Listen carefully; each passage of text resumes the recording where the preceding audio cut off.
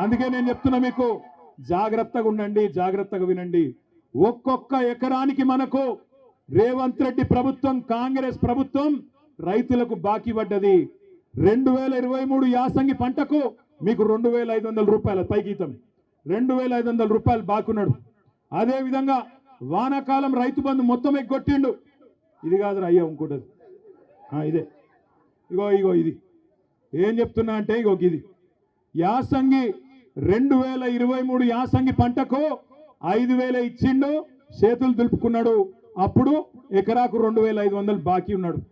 తర్వాత వానకాలం ఒక్కొక్క ఎకరానికి 7500 రూపాయలు బాకీ పడ్డాడు. మళ్ళా ఇప్పుడు యాసంగి వచ్చింది, మళ్ళా ఇప్పుడు తప్పించుకునే ప్రయత్నంలో ఉన్నాడు. తప్పించుకోనియద్దు, 15000 కాదు 12000 ఇస్తా అని తప్పించుకునే చక్కర్లో ఉన్నాడు. అందుకే మీ అందరికి నేను చెప్తున్నా, ఒక్కొక్క ఎకరానికి ఎంత బాకీ ఉన్నాడు రేవంత్ రెడ్డి? కనబడుతుందా లేదా ఇది? ఒక్కొక్క ఎకరానికి ఎంత బాకీ ఉన్నాడు? 17500 రూపాయలు బాకీ ఉన్నాడు.